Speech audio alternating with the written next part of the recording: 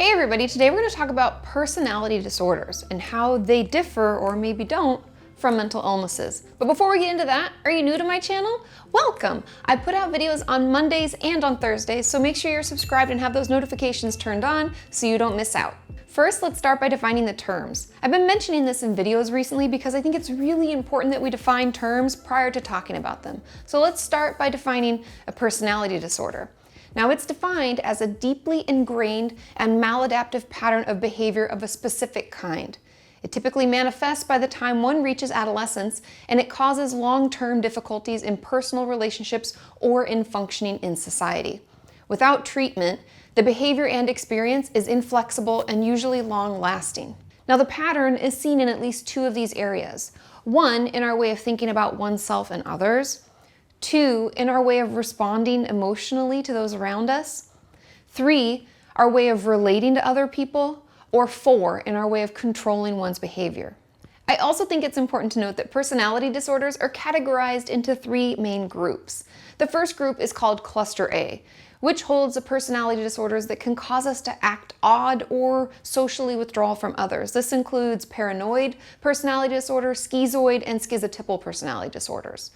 The second is Cluster B, and this holds the emotional, erratic, or overly dramatic personality disorders like antisocial, borderline, histrionic, and narcissistic personality disorder. And the third and final cluster, Cluster C, holds the more anxious or fearful personality disorders like avoidant, dependent, or personality disorder. Now that we've defined what the term personality disorder really means, let's talk about the term mental illness. Now, mental illness refers to a wide range of mental health conditions. These are disorders that affect your mood, thinking, and behavior. Therefore, mental illness is a collective term that refers to around 200 types of mental conditions, which are subcategorized into 5 main classes. The first is anxiety disorders. The second, mood disorders. Third, psychotic disorders or schizophrenia. Fourth, eating disorders. And the fifth, dementia. Now, among all the groups, anxiety disorders are the most common mental illness, just in case you weren't aware. Obviously, many people have mental health concerns from time to time, but a mental health concern becomes a mental illness when ongoing signs and symptoms cause frequent stress and affect our ability to function.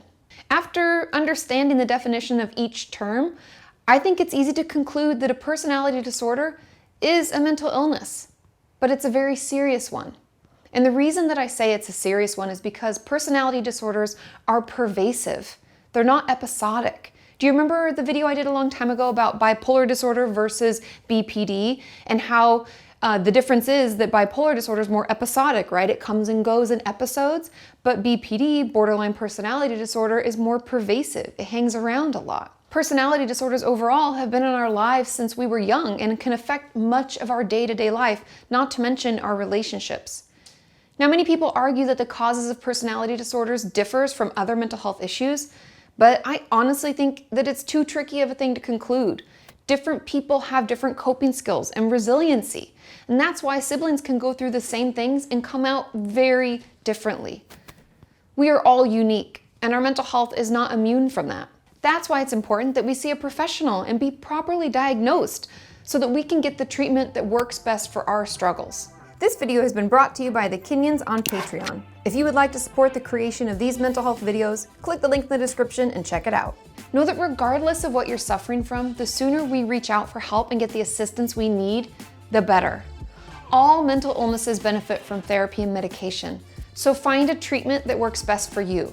And we will keep working together towards a healthy mind and a healthy body. And I will see you next time. Bye.